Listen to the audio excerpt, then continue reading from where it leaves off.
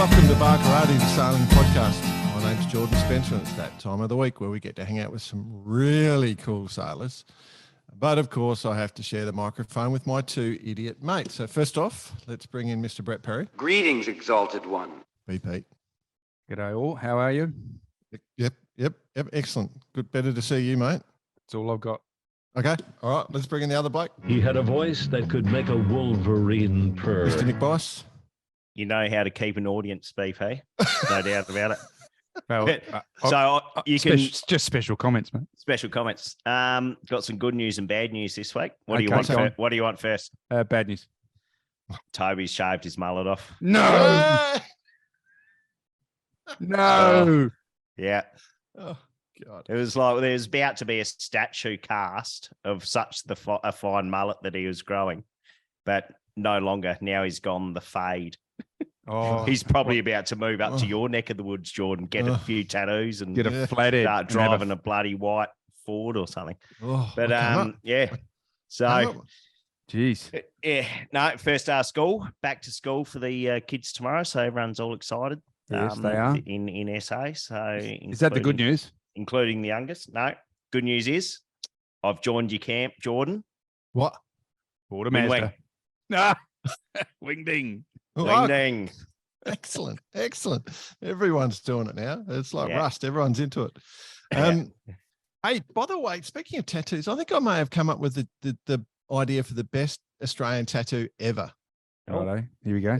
You know how everyone thinks Australia's dangerous because of the crocs and the sharks and blah, blah, blah. But what we all worry about getting swooped by magpies. You know how magpie season's just the worst thing in the world. I was wondering if you tattooed like a magpie swooping on you on the back of your head, would the magpie that comes down to swoop you just go, oh, sorry, my bad, and pull off? With a little speech bubble saying, hey, this is my dude. Well, going down that path, why don't you just get a little snake bite whacked on your ankles? I don't think snakes care. They'll just keep hitting you. Oh, okay. Good on them. Yeah, it probably won't catch on. But anyway, Anyway, now, we gentlemen, digress. Gentlemen.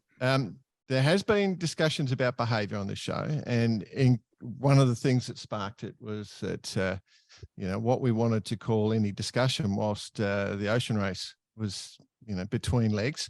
And Nick, you came up with a name for any segment for that. Do you remember what you came up with? Yeah, I do. We're not going to say it. My lawyers told me I'm not going to Okay. say it. Good. Yes. So one of the things that that has sparked is, of course, that one of our all-time favourite people in the world of sailing, and is the only person that we can she can just calm us right down, settle us down. She has the power that With an eye roll. I haven't even sworn yet. And, one of our favorite people. So we thought, you know what, it's time to just get a bit more settled and grown up and bring on Grounded. and bring on someone where we can talk some interesting stuff. Look, she's even looking at us that way now. Now, we had her on the episode 42. We've got her back because, she's just been doing the ocean race again on the Omoka. So we're very happy to have our good friend Ebby Ehler on the show. Welcome, Abs. Thank you. Blimey, that was an intro and a half. Not Took feeling the pressure at all. Took Jordan all day to write that. We've been going back and forth on how we should approach this particular episode. Yeah. No, Being our guardian and all. Awesome to have you back, Abby. So, first question then, have you recovered? Like just 1 week out of finishing that first leg? I read your little blurb that you put on the book, basically saying the good, the bad, the ugly. Have you recovered? Yeah, yes and no. I think, stupidly, we were only at sea for 5 and a bit days, and yet it probably felt like more like a 20-day leg on the body. I think it is pretty brutal on board. And I think just the lack of sleep, that's the thing that gets me the most, just not being able to sleep on these machines. So yeah, I think not helped by the fact that the stopover was a bit of a strange one where no shore team were allowed to work on the boats. And only leg one crew were allowed to work on the boats. And as you can imagine, it was a fairly brutal leg, and the job list was off the scale. So that basically meant, I was working on the boat until the day before the boat left. So no real rest time. So I think my body at the moment has just gone, yes, we're home. I can relax.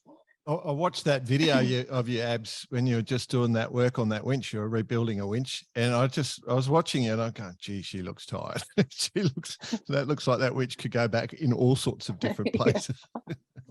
Well, funny enough, I was tapping into quite a few of the boys from the boatyard, having never taken one of those air winches apart. And there was one particular O-ring that was causing me a few issues. So between Coxie and Simon Boats and a few of the other boys on the end of the telephone trying to talk me through it, we got there in the end. We've had a discussion theoretically about the impact on the body. How was it? I mean, it must have been. I mean, coming out through Gibraltar in particular, we did discuss that it was going to be pretty heavy, but just in general, these boats are they're wild. Yeah, I think I guess the biggest difference is the speed. So, and it's consistent speed. It's not like you're surfing down a wave and then you can almost expect the impact into the wave, and then you repeat that process over and over. It's the fact that you're sustaining 20 knots plus at all times. And so if we do slam into a wave, the de-acceleration is massive. Yeah. I remember one. I was going to say, can you explain one to us? Yeah, I was in the very aft bunk. So we've got, a couple of bunks on the side, which you've had to put in for ocean race rules. I was in the very aft bunk, and I'd made the mistake of sleeping. I had the slippy slide of the sleeping bag on the mattress. And we must have hit something big, because I basically exited the bunk at full speed, like didn't touch anything, and just landed on the stack in front. Oh. I mean, it was just unbelievable. Just you've got to be holding on at all times. You're basically crawling around on your hands and knees just to keep your center of gravity low. It's just everything is difficult to do, and more so than, say, on the 65, where you're still sort of looking out for yourself, but this is kind of next level. 5 years ago, we weren't even thinking about this sort of thing. Now we're hearing stories like this. I mean, it must be insane to think that you can be out there being thrown out of your bunk, and then like just having to crawl around like you have done for 5 days. Imagine doing it for longer. Yeah, I mean, I think it's part of it. Is, I guess it's, why do you do it? It's the exhilaration of the boat being at that speed, and the technology that's on board. It's just kind of feels like you're tapping into the Formula One of the sport in a way. And I guess it's that step up from, the 65 was such a it's a tractor, really, isn't it, when you look at it? And it served a purpose. It served a great purpose to get around the world multiple times, but it's a very safe environment at the end of the day. And this is kind of more along the lines probably of the Volvo 70s, where you're pushing the limit of weight, you're pushing the limits of technology, and this is kind of that next step up with being on foils, and therefore everything is just happening at much greater speeds, and therefore, the living environment on board takes its toll. But I guess that's the trade-off, isn't it? Yeah. So quite a bit has changed. Like you say, you're on the foils, you're crawling around, but has anything remained the same? Like watch systems and stuff like that, have they kind of evolved as well with dealing with a boat like this sort of thing, or still trying to find out what the best systems are? It's almost a little bit difficult to compare, because you've gone, in my experience, I've gone from sailing fully crewed, so we're talking 9 or 10 people on board, and here we are with 4 of us, and so it means there's only 2 of us on deck. So one of you is effectively driving the pilot in the cockpit, and the other one might be nav, checking out doing some repairs, whatever. So it's very different in that respect. And when we do a watch change, you know, either 2 and 2, or if we do a rolling watch change, it's quite often that we end up with all 4 of us on deck just having a chat or a bit of banter or talking about what we've been up to. And very quickly, as with this boat, we're only running a 3-hour watch system. Very quickly, you know, you've suddenly eaten into your 3 hours just by having that chit chat. And I think that was one of the things we took away from leg 1, is the importance of getting people down and getting them rested, because, you know, with 4 of you, we shouldn't ever all be on deck unless we're really needing to do a peel or something like that. But yeah, just the whole. Sorry, I'm just sitting here. I'm sitting here laughing, having a laugh, because you just asked about, you know, setting your timings for your watches and this and that. Except there you go, being flung out of your pipe cot and landing in the middle of the boat, going, oh, you know, crash out. Oh, well, that's it. You're up now. It's it. You're done. So it's kind of like dictated to you. Yeah, I mean, there was definitely times where I just couldn't sleep. I mean, the motion of the boat is so extreme that I just cannot relax myself enough to be able to go to sleep. And I think maybe over time you get to the point where you're just so tired your body just doesn't care. But yeah, it's and the whole thing of, like, you know, wearing protection gear, wearing earplugs to try and just take the noise of the of the foil down. It's just totally different game. But what about I was just thinking, with that first leg, you kind of had the upwind, you know, like all through the Med till you got to Gibraltar, it was upwind, and then once you popped out, it was basically a downwind run all the way. One of the things we've been talking about on these boats is sometimes it's actually more comfortable going upwind, although upwind in 50 knots is never going to be comfortable. Which was it noticeably different in that situation, or it was just hard the whole time? No, I guess the upwind, it's uncomfortable because you're bumping over the waves, and that was one of the tactical decisions where off the south of the off the Spanish coast, we were choosing to tack in there. Basically, the sea state was getting so bad as we came out, excuse me, that we were opting to go in, and so that created sort of multiple tacks where we had that battle with 11th hour up that coast. So seaway does play a huge part particularly with the foiling boats, and so yeah, trying to get in and get out of the really bumpy stuff was a big difference. But it going upwind is not too bad, and particularly this boat, it seems to be really well balanced upwind.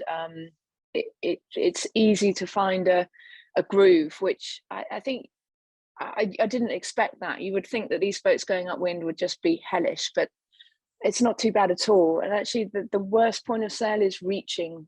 And that effectively is like being in a rib doing 30, 40 knots, and it's that constant slam, you know, the impact if you're sitting down, it's just like you just got 2 centimeters smaller every time you land on the wave. So yeah, reaching is no go in these boats.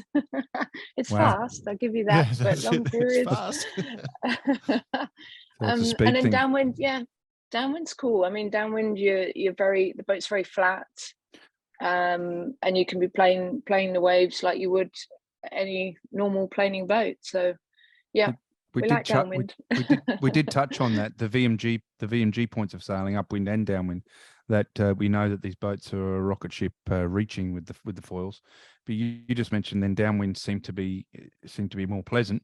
Obviously there's a point where the boat is you can feel the boat with the foils and the boat's everything's right. Is it sort of, is that a best way to explain it, that it does feel good, VMG? Yeah, and I think the feel, just talking about that, I found it really difficult to feel what we would normally feel on a sailing boat. Just the fact that you can feel the breeze on your face, you can see the horizon, and you don't have those sensations. So you kind of, the feel is looking at a set of instruments. But having done a bit more time now on the boat, I can definitely say that I'm getting feel, but from different inputs. So this might sound very strange, but when you're sat in the cockpit and you look aft, you get your horizon, you get a sense of speed, and you get a sense of rudder in terms of, you know, how much rudder is being used. And from that gives you a lot of feedback in terms of, you know, where we are on the wave, playing the wave, you know, how much pressure in the rudder, are we really struggling to get down that one? And that gives you the input to then sort of be able to drive the boat, which feels really completely backwards compared to what we would normally be doing. But yeah, it's different where you're getting those sensations from. But yeah, you can definitely feel when the boat is feeling good, and you know, when it's really struggling just to get down those waves, and it's usually a trim related thing, as it would be on any boat. But it's probably just a little bit harder to finite those tweaks in the main or tweaks in the front sail, just because you don't have so much visibility as you would on a normal boat. So given you've stepped off for leg 2 and 3, is it just sitting in front of a video game for the next month or two? Just to keep the eyes in? Definitely keeping an eye on them. Yeah, no, a little bit of that, and a little bit of back to home life. I guess this was all very last minute call up, and yeah, there's still a lot of things I need to be at home for, not only for my son. Let's chat about that. How did that happen? Last minute? You say last minute call up. Did you get a phone call? And yeah, well, basically an out of the blue message came from Kevin. That was late October, and this is for a race starting in January. He was like, do you want to come and do a trial? And I was like, well, sure, let's do it. So I ended up doing a delivery back from the Route de Rhum race, which was into Guadeloupe. So I came back from Guadeloupe to Alicante on the boat, which was kind of a 2-week delivery. Wasn't a lot of good things on the delivery. The weather was pretty awful, and a lot of reaching, which was, as I said earlier, was probably the worst time on this boat. So I got into Alicante, or actually no, I texted Kevin about halfway through. I said, there's no bloody way I'm doing the Southern Ocean. Maybe he liked that response. I said, you guys are absolutely crackers. No way. It was just shitty as hell. And then I got ashore, and he basically said, well, okay, what about some other legs? And I was like, oh, damn it, I hadn't really thought that one through. I thought I was going home.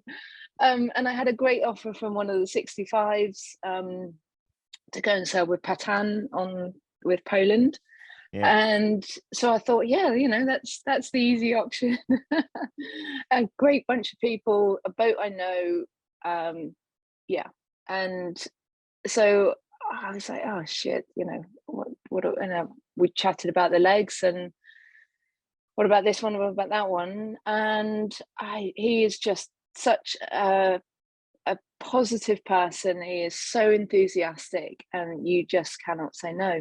And well, I think I couldn't say no, because I like the challenge. And I think the fact that I hadn't really sailed the boat with the racing crew, it had only been the delivery crew, I kind of just thought, let's do it. I want to know what it's like to race on these boats with, you know, and let's see what we can do. So here we are. Great. All right.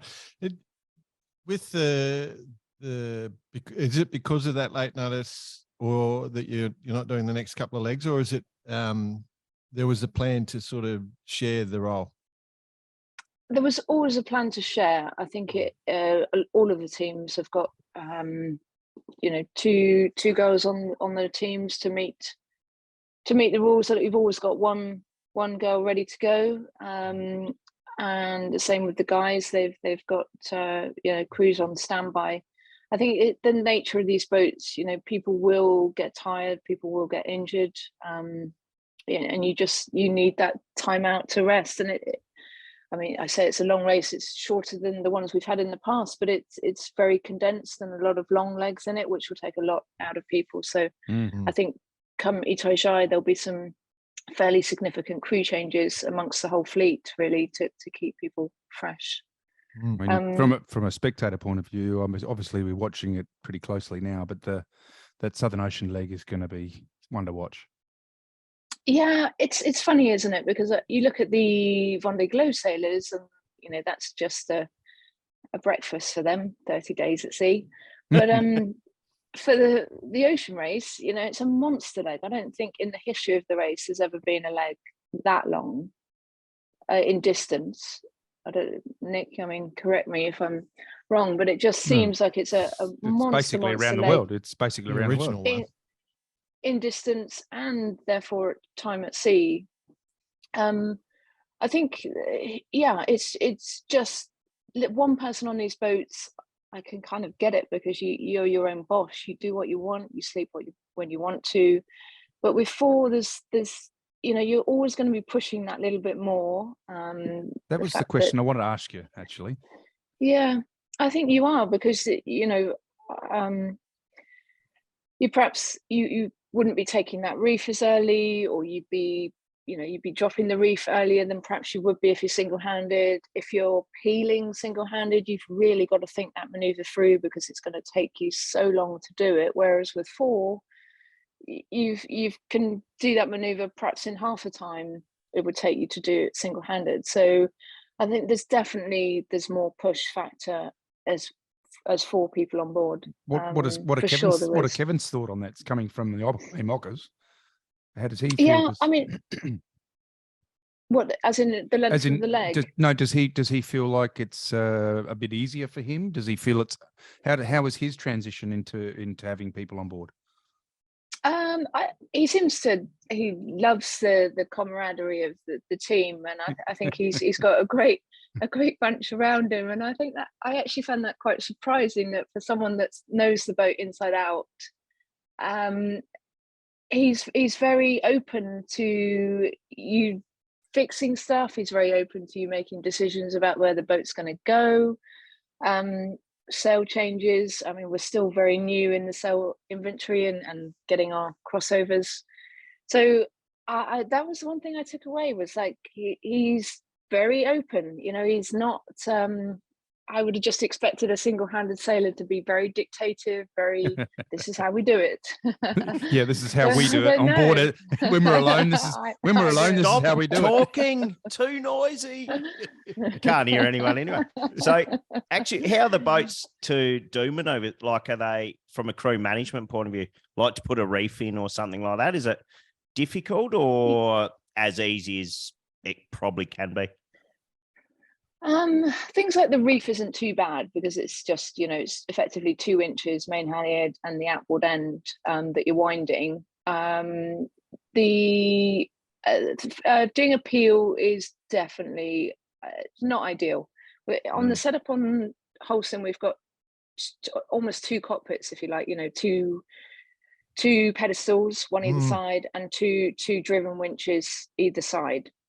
But by the time you've put a tack line, a halyard, another tack line, a halyard, a sheet, couple of sheets, you're basically having to lock off.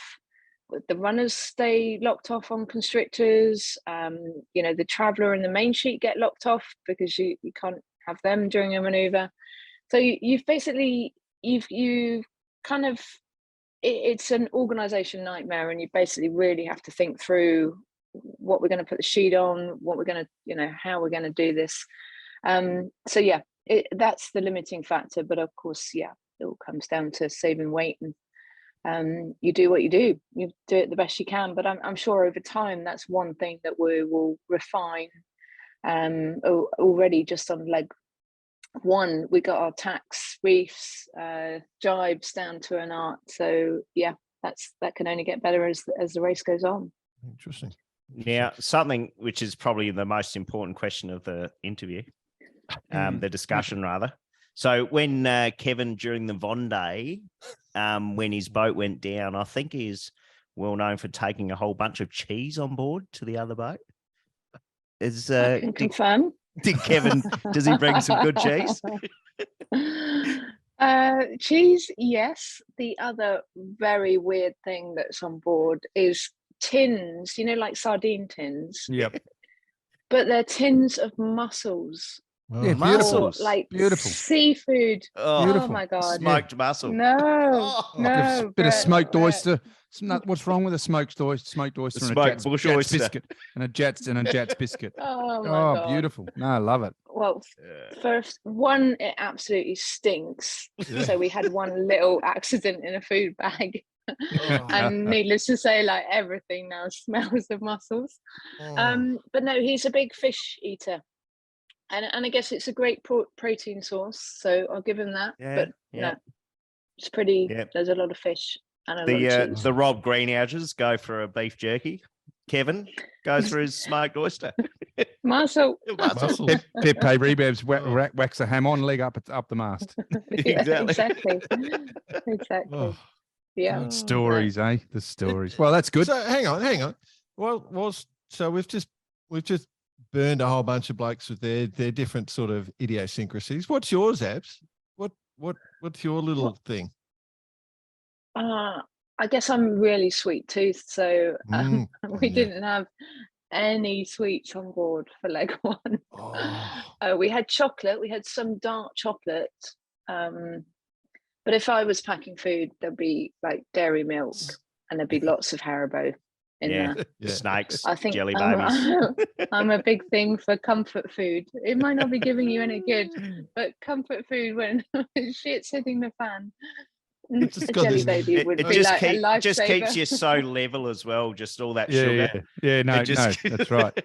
No ups and I got- downs. I got Well, this, you're speaking Jordan's yeah. language anyway, got Abby. this- So visual image of Abby Permanently on on the an rail. up. Permanently on an up. I've got this visual image exactly. of Abby on the rail with those fake teeth lollies, remember? Just smiling at you. oh, beauty. Yep. I've got to keep that in mind. I'll One of those, I'll and do one of that. those, one of those Next fake, leg. fake candy cigarettes. Oh, no, they're gone now. Oh, don't go there on the cigarettes. Yeah. Oh, no. Is that not a, is that There's on a the story? boat? You got a story for us? Oh, no smoking. No. Yeah, I know. Well, it must be the French. I think it's very French, isn't it? The whole. No, because There's a the lot French of. smoke like trains.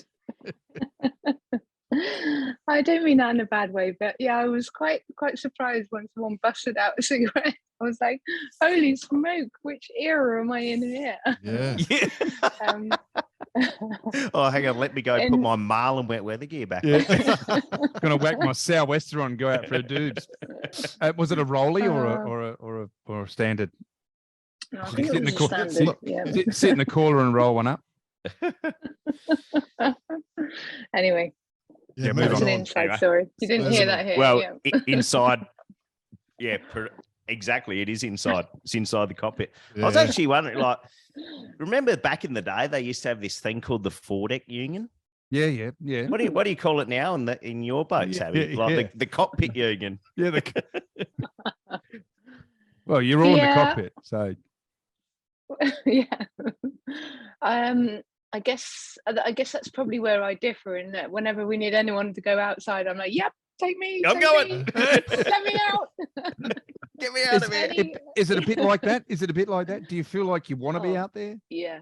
Yep. I mean, I'm not to the extent that I'm hating uncomfortable. it in the cockpit. Yeah. It's a nice cockpit. There's a lot of airflow. I hear on some of the boats that it feels really claustrophobic, and that's what's nice about this cockpit. It's all white. It's very wide, and the way we have the slanted coach roof, and it kind of the way we've got an open window at the back, it does create a lot of back eddies and fresh air coming in, which is great. But I guess for me, I'm just trying to fulfill my inner sailor of I would like to get wet and windy and feel like you've actually wrestled with some sails, or so. Yeah.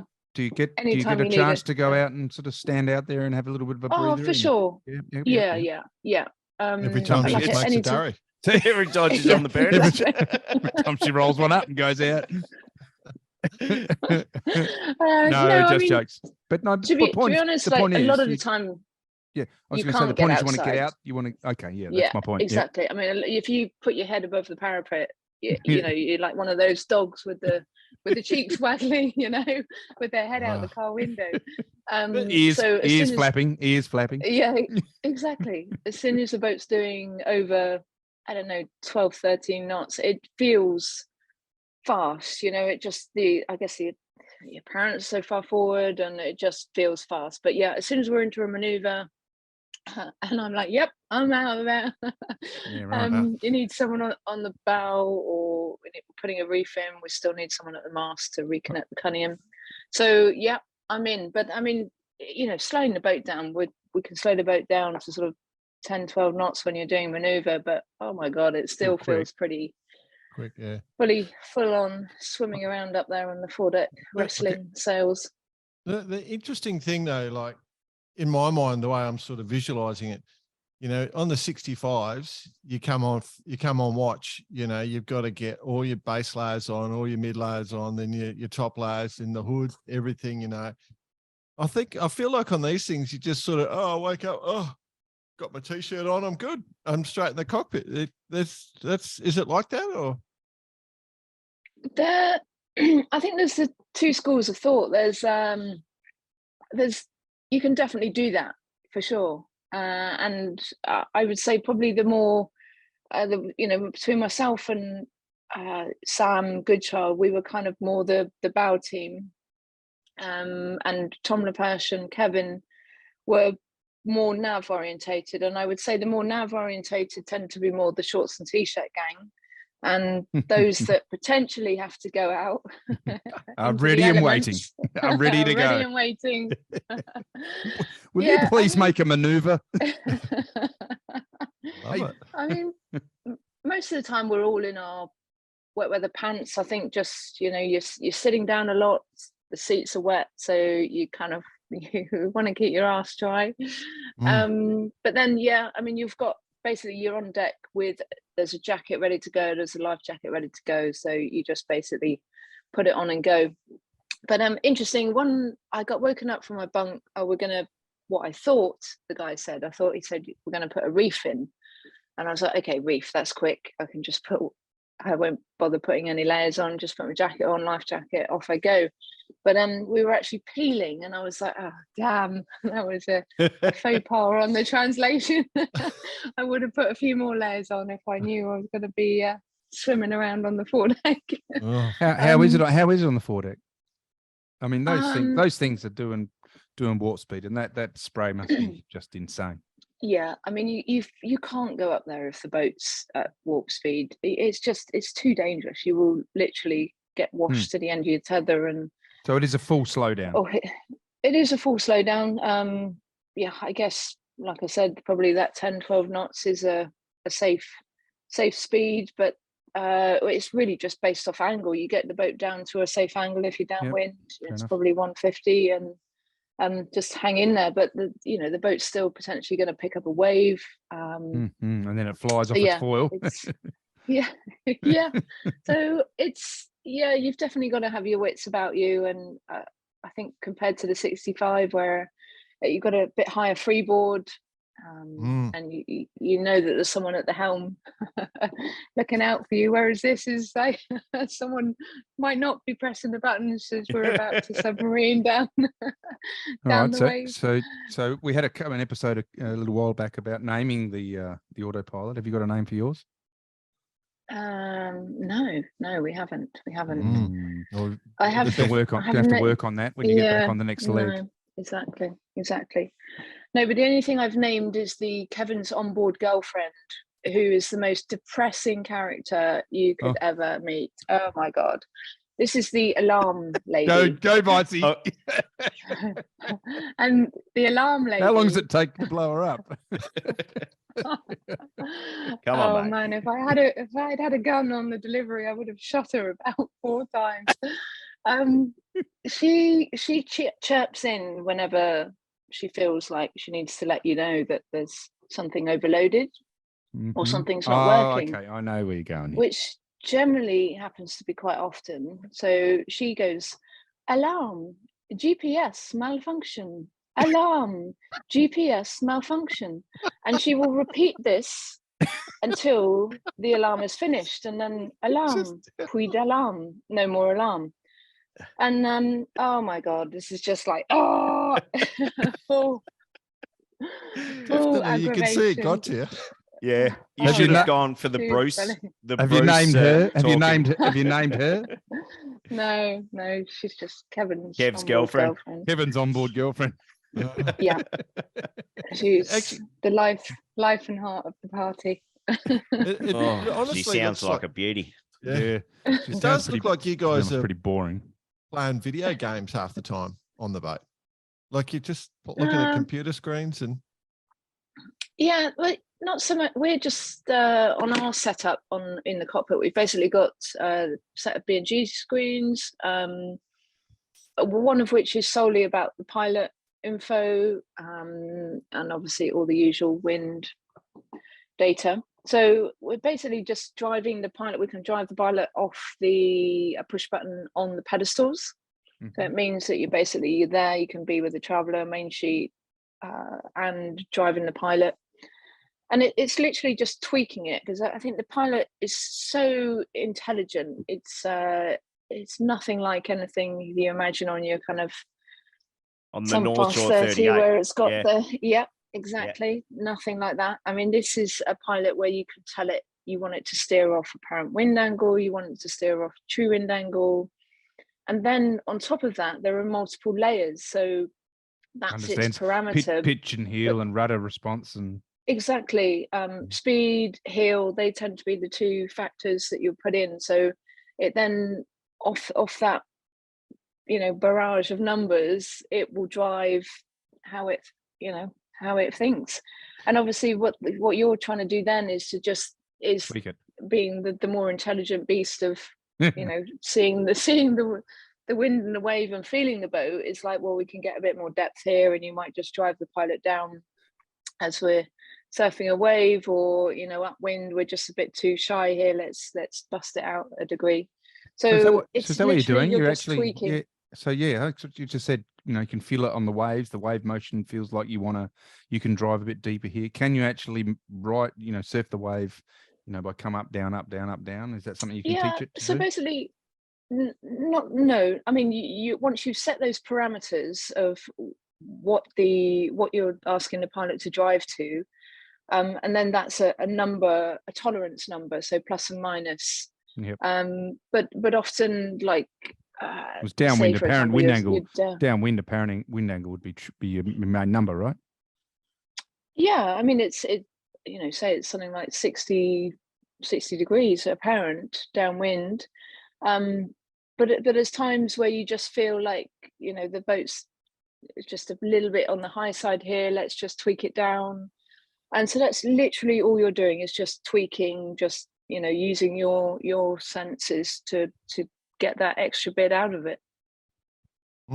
Is there any computer assistance with any of the sail trim, like the sail vision stuff, or is that not really into it? That's just more with the original boat setup? Yeah, I'm not aware of anything. We're certainly not using it on board. I would imagine it was used a lot in the setup, just using that stuff, intelligence for testing. But yeah, certainly not while we're on board. No. I think we've got enough going on with our. Yeah, and I'd imagine it's going to take you the whole way around to sort out your crossover charts, because just all the different parameters and working the boat, and Kevin's girlfriend just screaming in your ear the whole time. GPS alert, malfunction. Yeah, and that's just one of the alarms. What's another one? We could make a musical. Go on, tell us another one. What's another one? So we've got the camera at the top of the rig, which is basically detecting Oscar. Oscar the camera. So Oscar is a beep, beep. But as the impending object gets closer, then obviously the beeps get beep, beep, beep, beep, beep, beep. So if it thinks there's something of interest, it's just a beep, beep, which, so that's on top of the alarm GPS malfunction. And then the other one is the pilot. So every time you're pressing the buttons on the pilot, that makes a beep. So obviously when we've boats, you know, like doing that, I'm about to broach, then there's obviously someone going beep, beep, beep, beep, beep, beep, beep, beep, to get the boat to come down. And so if that Warning, happens at the GPS same malfunction. time- GPS malfunction. Beep, beep, beep, beep, beep, beep. Exactly. Oh, I remember coming into the finish at Cape Verde, and obviously it's picking up a lot of Oscar was picking up a lot of either fishing pot or boats, or if it's a wave, you know, a big wave that's not out of the ordinary, it's kind of picking that up. So Oscar was having a ball. We had some other alarm going off, and just like, oh my god, we just need to get Wow. across the finish line. I'm guessing. Yeah. I'm guessing with all that stuff going on, and then smashing the way the boats smash on a tight rate on a reach, like you'd confess to anything. It's like a form of torture, isn't it? Oh, it's like the Chinese water torture. you Yeah, reckon? I was going to say. The CIA's listening Yeah. hard on French this. Going, "Oh, Imoca hello." torture. I've had enough. Yes, I did it. definitely- I did request was that the me. alarms could be toned down, given that there were 4 of us on board and not 1, and therefore I think somebody would hear it. Yeah, hence the earplugs. Right, right. Yeah, I was going to ask, is that your hearing protect just earplugs, or you're running the big tradies, big earmuffs with the radio going? You know, No, but I think like sleeping wise, you're trying to put in some noise to cancelling stuff. take out the noise, but yeah, cancelling. But obviously you're gonna be able to sleep. So if it's like trying to find some soft ones that do the job. Yeah, that's a tough thing. Kevin, It's a yeah. tough thing. Those little squeezy ones you put in that expand. You know, Yeah. at the end of the Then day, they you just feel like pop out. yeah, but at the end of the day, when you take them out, you feel like your ear holes are like 3 times bigger than they should be. Kevin's got some that I think just take out like 30 dB of sound. So just with the constant noise of the foil whirring away, he wears them, and he came up on we were on watch together, and he came up wearing them. I was like, okay, is my company that good? Yeah, it's going to be a good watch. So, did you hear about the Frenchman, the Irishman, and the but no. Englishman? And he turns around and says, Abby, ease the main. What? Yeah, so no, apparently he just wears them the whole time just to take out that little bit of noise, because I think it you step off thinking that you've been in a disco for the last 5 days, you know, Yeah, I where can that imagine. I don't know if you heard our interview with Rosalind. We discussed that they got off the boat and actually wanted the band to play to have the interview, or sleep in the bass drum. It's time to do a drum solo. I need to go to sleep. yeah, it's crazy, yeah. So what's just a random question? What's the highest speed you saw on board, or what's the boat record? 36 knots.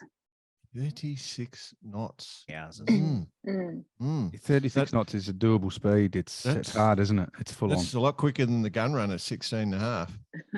The mighty gun runner. Yeah, I think if we were to name a cocktail after the wholesome 36 knot, she might have a bit more alcohol than the gun runner 16.5. Yeah. So what's it, like, are you, when you look at the footage and stuff, you can see you guys, particularly on the run, once you got outside Gibraltar, you were sitting 29, 30, or is it the flat water that gets you? Like when you're hitting those numbers, you're down a wave, or do you prefer the flat water for that? No, I mean, flat water, definitely, because it just means that the boat can, Stable. the foil will work. Yeah, it's much more stable. As soon as you're in a swell, then there's always the risk that you're nose diving, and then obviously boat pops up and off it goes again. So it's a lot more what's the word, it's not smooth as soon as you're in a swell. And I think it's a huge thing when it is in a swell. Do you feel it if it is going down the front of one? Does it feel like it's pulling you down, when it hits the one in front of you, or does it just the bow? Yeah, the bow then pulls it up.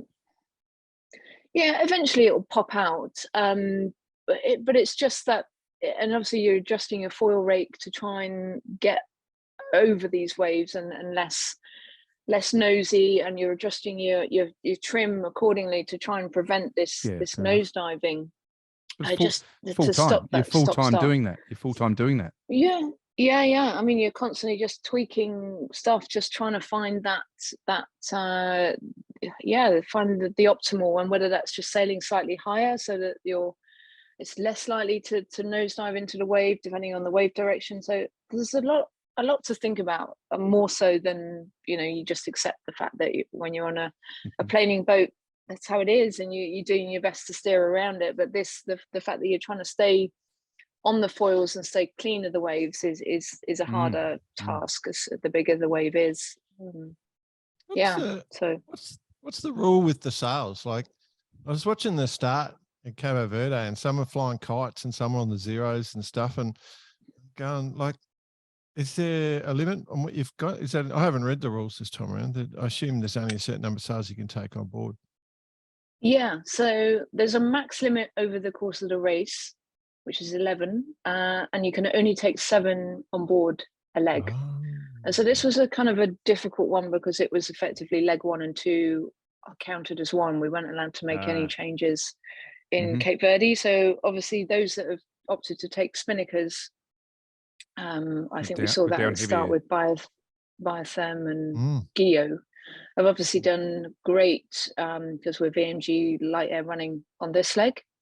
But whether that was, whether they suffered on leg 1, just not having their big Jenicas, which was effectively what we did that whole leg on our J0 once we got out of the Strait. So yeah, I guess it will. I'm sure that they're losing out now by not having a spinnaker, but I once they're through the doldrums and reaching again, I don't see the need for that spinnaker. So it's a very short-lived gain, I think, in the bigger picture. But there is a sail choice, and obviously the Fros and J0s are obviously the sails of choice, and they've come in different sizes. So yeah, you could have 2 Fros, that one's slightly smaller, one's slightly bigger, and the same with the J's. Overlapping zeros, there's different sizes and shapes within that sail. So quite a big inventory to pick out of, and a hard choice to make. Yeah. Hey, Abs, is there a genuine concern about the strength of the rigs, or that's a bit more of a myth now? Or does Kevin's girlfriend just keep reminding you anyway? She's definitely on the reminder, but I think there's certain things that you can and can't do with these rigs. So the rig is one design now, and I guess it's come on a lot from where it's been at in previous years.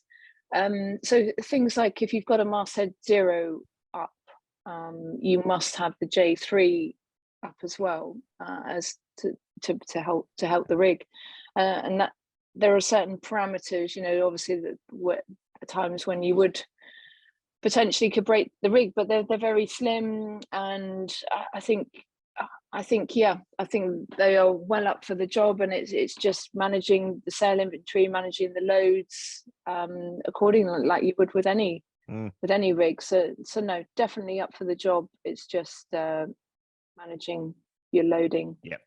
Boat management. Which is, yeah, exactly. And that's sometimes easier said than done. Like I said, when you're peeling and you've got to get the deflector off, you've got the runners already locked off. So there's a lot of things to do on a peel. And you're on the bow and a jacket. On the bow and no jacket with no longs.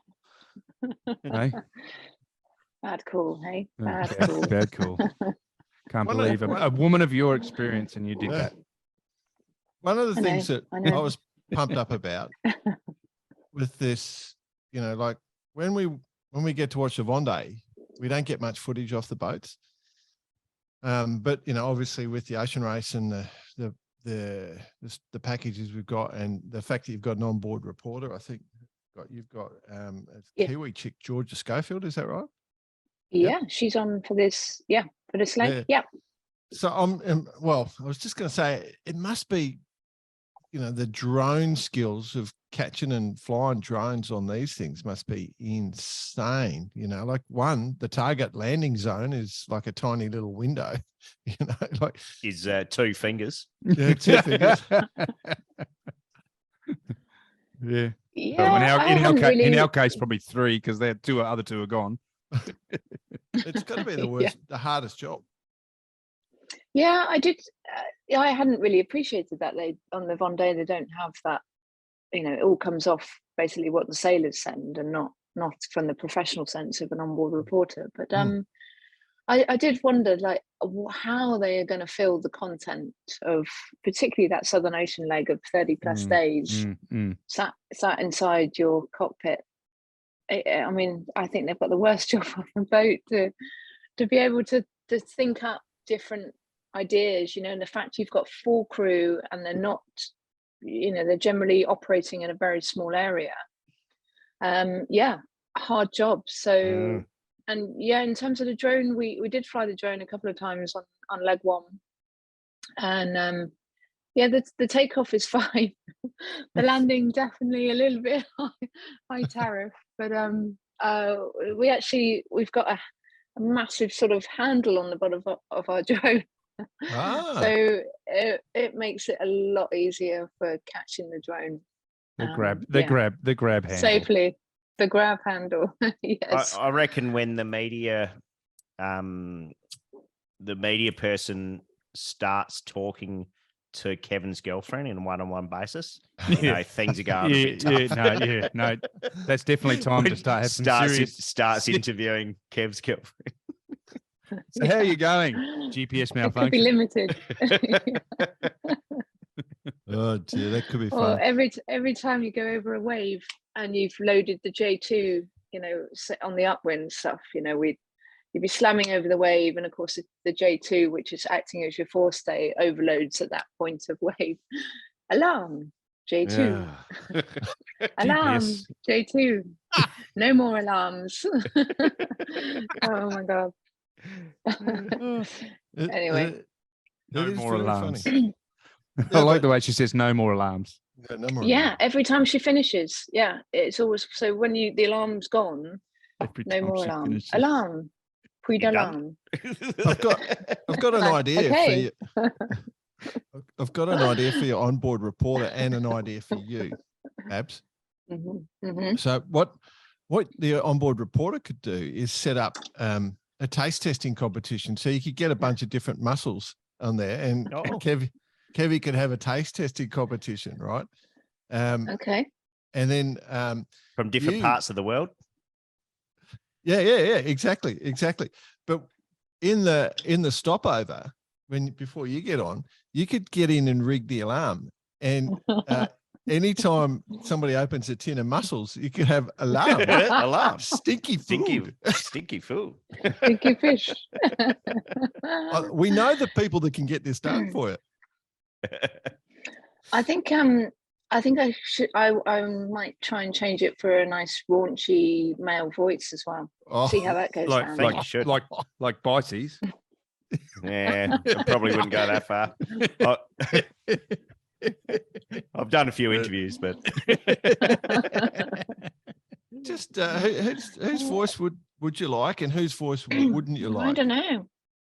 I'm just thinking the shock from being a female to male voice on board would be whoa. Yeah, that would be. Yeah, I don't know how Kevin would handle that. Put it this way, John.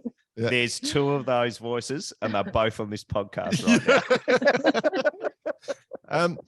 But remember, we were talking about this whole idea of doing the, your car navigation. We're willing to do the voice audio for car navigation.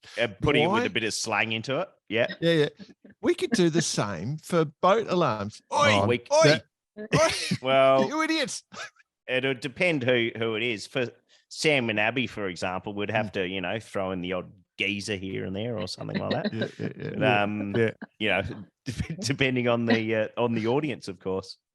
Imagine Kevin if we throw an Aussie accent. Oi, mate, you're overloaded the J2. Hey, oi. Slow it down into the front one, mate. Come on. So what's now, Abs? We spoke about it a bit before, but on the side. Well, not necessarily on the sidelines, just watching from afar for the next couple of legs, and then jump back on in Brazil. Yeah, that is the plan. Jump back on in Brazil for the leg up to Newport. And then from there, we're kind of just playing it by ear, depending on how we go. We'll see what happens. And I'm back to the Swan again, Swan 50 racing this season, back with the Pahonen. Yeah, we've got a few crew changes on board, so yeah, looking forward to sailing with some new people. So Someone on the main called Warwick Fleury, who got a I few have close. never had the pleasure of sailing with, but embarrassingly, I had to Google him because I didn't know who he was. So I will hand up. What about episode GP? 126 from memory? Yeah. Is Sail GP going to come and hang out with Tom down south for a little bit, or? Yeah. So Tom is off to Sydney in a week's time, and there for the event. What about you? Are you coming with him?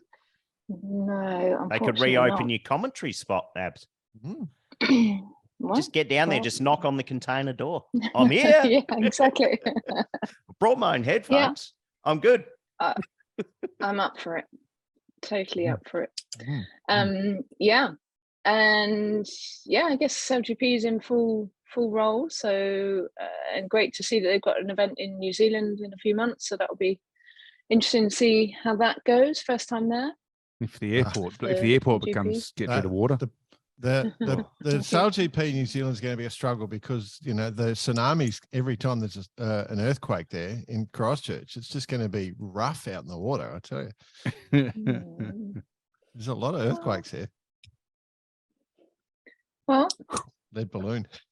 Yeah, it is what it is, isn't it? Right, we'll be there, I think, that time of year, so we'll be right. Cool.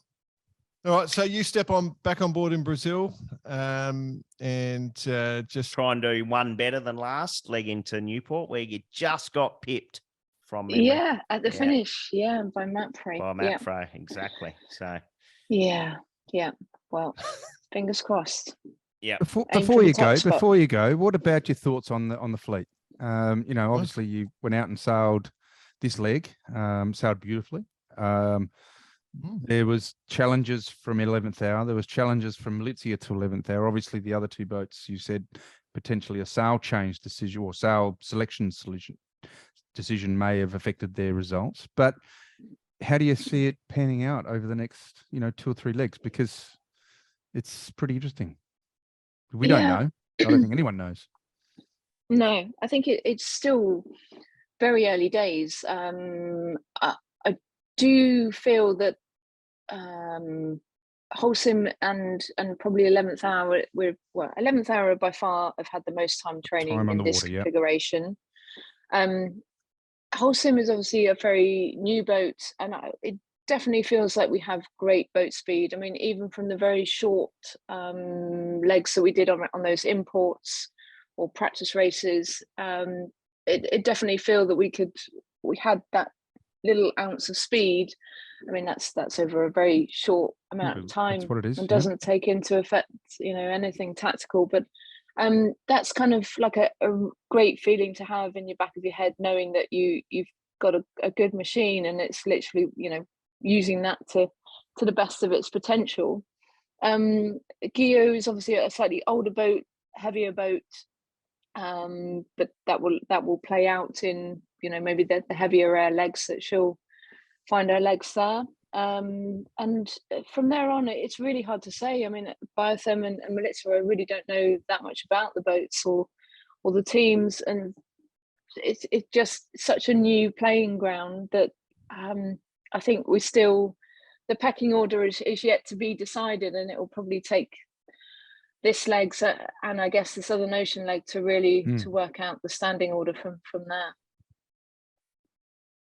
Cool. Well, one thing's for sure, Abs, had my money on you guys to take out the first leg, and I think you guys only realising your potential, just purely based on timing, given 11th hour. It's been literally off the design board now for almost 2 years, probably. So, and the way Kevin manages a team, and just even looking at the boat, it looks super, super sexy. It's an unreal machine. So best of luck for the rest of it. Thank you very much.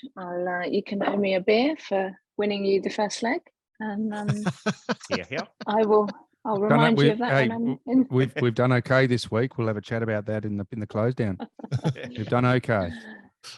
So yeah, thank you very much for having me back. It's always great fun chatting to you guys, and yeah, see you no doubt somewhere soon Hopefully in the soon. future. Absolutely. wait. Indeed. Excellent. I'll Thanks, see Alex. you. I'll see you in the UK soon.